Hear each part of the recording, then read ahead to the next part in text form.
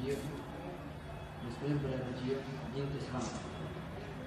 بسم الله الرحمن الرحيم. يا أيها الذين آمنوا اتقوا الله حق تقاته ولا تموتن إلا وأنتم مسلمون. كنتم خير أمة أخرجت للناس تأمرون بالمعروف وتنهون عن المنكر. يا أيها الذين آمنوا من يرتد منكم عن دينكم فسوف يأتي الله بقوم يحبونهم ويحبونه أذلة على المؤمنين أعزة على الكافرين. يا أيها الذين آمنوا لا تتبعوا خطوات الشيطان ومن يتبع خطوات الشيطان فإنه يأمر بالفحشاء والمنكر. يا أيها الذين آمنوا أطيعوا الله وأطيعوا الرسول وأولي الأمر منكم فإن تنازعتم في شيء فردوا إلى الله والرسول إن كنتم تؤمنون بالله واليوم الآخر ذلكم خير لكم وأحسن تأويلا. فإن الحلال بين وإن الحرام بين وإن الحلال بين وإن الحرام بين وبينهما أمور مشتبهات ومن وقع في المشتبهات وقع في الحرام. رواه مسلم. ووصينا الإنسان بوالديه حملته أمه وهنا على وهن وفساده في عامين أن اشكر لي ولوالدي إلي المصير. ووضع ربك ألا تعبدوا إلا إياه وبالوالدين إحسانا إما يبلغن عندك الكبر أحدهما أو كلاهما فلا تقل لهما أف ولا تنهرهما وقل لهما قولا كريما واعبد ربك حتى يأتيك اليقين. walaalayaal maadaama dhan muslimiin aan nahay marka u horeysa waxaa muhiima qof kasta inuu ilaahay ka cabsado. waxa dhammaanteen aan wadaadeen waa mustaqbal wanaagsan iyo qof waliba inuu horumar sameeyo. hada darajada aan kasoo baxnay waa secondary level. waxaan u soconaa hadduu ilaahay idmo qof waliba wuxuu rabaa inuu jaamacad dhigto. marka wattaqullah wayucallimukumullah. marka waxaan idinku baraarujinaya inaan ilaahay ka cabsano. maadaama aad rabtid inaad wax barataan oo keliya waxa kaga xiran taqwada inaad wax barato oo keliya waxa kaga horeysa taqwada. wattaqullaha wayucallimukumullah. waman yattaqi llaha yajcal lahu makhraja waman yattaqi llaha yukaffir canhu sayi'aatihi wayucdim lahu ajra. keliya ilaahay oo ka cabsada ayaa waxaad heli kartaa inuu ilaahay cilmi wanaagsan ku siiyo, inuu ilaahay dembigaada u dhaafo, yukaffir canhu sayi'aatihi wayucdim lahu ajra, inuu ilaahay dembigaada u dhaafo ajir badan ilaahay u siiyo.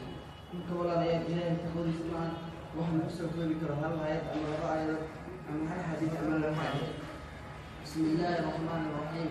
قد أفلح المؤمنون الذين هم في صلاتهم خاشعون والذين هم عن اللغو معرضون والذين هم لزكاتهم فاعلون والذين هم لفروجهم حافظون إلا على أزواجهم أو ما ملكت أيمانهم فإنهم غير ملومين. qofka muuminiinta kuwa liibaan waxaa waaye kuwa salaadooda khushuuca ku tukada, kuwa zakada bixiya, kuwa farjiyadooda xafida ilaa أو ما ملكت أيمانهم فإنهم غير ملومين. وقضى ربك ألا تعبدوا إلا إياه وبالوالدين إحسانا إما يبلغن عندك الكبر أحدهما أو كلاهما فلا تقل لهما أف.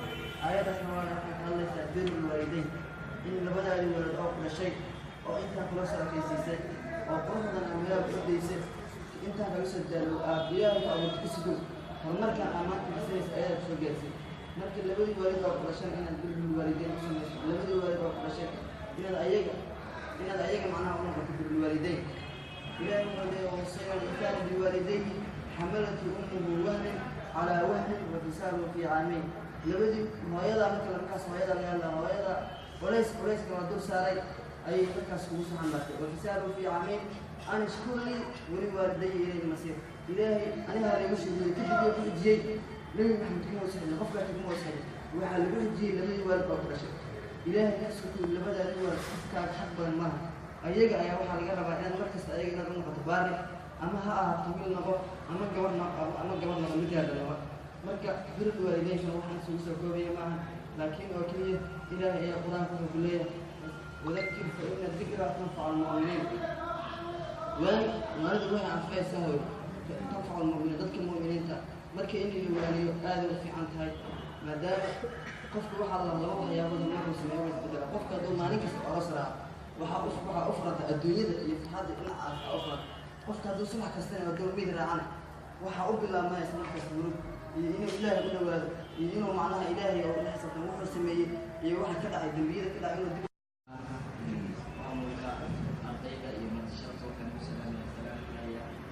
أولا السلام عليكم ورحمة الله تعالى وبركاته. runtii waa maalin farxad oo aad u weyn noloshayda intii jirto. runtii waxaan xadaad iskale awalan Allah subxaanahu wa tacaala uu fursadaan qiimaha badan siiyey maanta aan ugu soo istaago. runtii sharaf ay ii tahay inaan ila wadaago maadaama micnaheeda diga mawduuca lagu mawduuca midnimada. runtii midnimada markii la isweydiiyo midnimo waa maxay ama isku duubni. marka laga hadlo isku duubni ama sidee horumar lagu gaaraa waa laba su'aalo micno aad u weyn yahay oo isku baahan. waan wada socnaa hadaba bulshadayna bini'aadamku ilaahay abuurkoonkiisa way fara badan yihiin. bulsho kastaba oo isku tagtaba waxaa ka dhexeeya cirqi iyo muwaadinimo. mid isrid ahaana hadafkooduna yahay horumar inay gaaraan. waxaa ugu horeysa inay gaadhi karaa horumarkaasi waa isku duubni ama midnimo. haddaba sidee ku imaanaysaa isku duubni ama midnimo? isku duubnida ama midnimadu waxay ku imaanaysaa 5 qodob oo soo socoto aan idin sheegi doono. in si daacad ah loo xalliyo wixii khilaafaad ah ay jira ee markaa iyadoo lagu duulayo iyo himilada fog. runtii marka ugu horeysa markaa u baahanahay inay timaado midnimo wax la yidhaahdo waa in awalan la helaa in si daacad ah loo xalliyaa wixii khilaafaad ah ay jira markaa iyadoona laga duulayo iyo himilada fog. qodobka koowaad waa midkaas. qodobka labaad ee ah inaan midnimo helno waxaa u baahan yahay in la isku tanaasulo dibna loo eego wixii lasoo maray ee higsiga iyo himilada fog ah. in laga tanaasulo dibna loo soo eegay wixii lasoo maray ee nala higsada himilada fog. qodobka saddexaad wuxuu noqon doonaa in la yeesho ama la dhigto qorshe ballaaran ama taqdiid oo laga duulayo waxay waxqabad ah. qodobka saddexaad wuxuu sheegaya ama haddii loo baahan yahay midnimo ama isku xirnaansho ah in la yeesho ama la dhigto qorshe ballaaran ama taqdiid kaasoo laga duulayo wixii waxqabad ah. qodobka afraad wuxuu noqon doonaa in wax walba dib loo fadhiisto mas-uulka ama guddiga markaa la doorto wixii fikir iyo talo ah oona loo aruro si qoto dheer ay wixii fikir iyo tala iyo faa'iido iyo howlaha iyo waxqabad ah ee la yeesho. qodobka shanaad ee ugu dambeeya haddii loo baahan yahay in la helo isku xirnaansho ama isku duubni iyadoo ugu dambeyntii qorshe kasta oo layso sidiisa loo dhammaystiro lagana dabakeeno qorshe kale oo burburaya kii hore. guddigana si daacad iyo firfircoonina xilkaasi u gutaan. runtii marka loo baahan yahay in la helo midnimo ama isku xirnaansho runtii maamaahida qaar Soomaalidu waxay tiraahdaa gacmaha la jira iyo wax ku gooyaan. runtii midnimada isku xirnaanshaha marka loo baahan yahay waa in ardayda ay ka midaysan yihiin hal fikir hal mowqif iyo hal ujeedo inay leeyihiin. runtii markaan u baahannahay inaan isku xirnaansho muujino waa mid haddoo keliya naga muuqato maanta. taasina maxaadeen waxaa iskale maamulka iyo ardaydii ka dambeysay barnaamijka quruxda badan soo abaabulay. runtii waxaa mahad gaar iskale marka laga soo gudbo Allah subxaanahu wa tacaala dhammaan dadkii juhdiga faraha badan geliyay xafladana quruxda badan iyo qiimaha leh. taas runtii waa wax lagu daydo marka laga hadlo midnimada waxay u baahan tahay si dad firfircoon sida hadoo kale Gracias.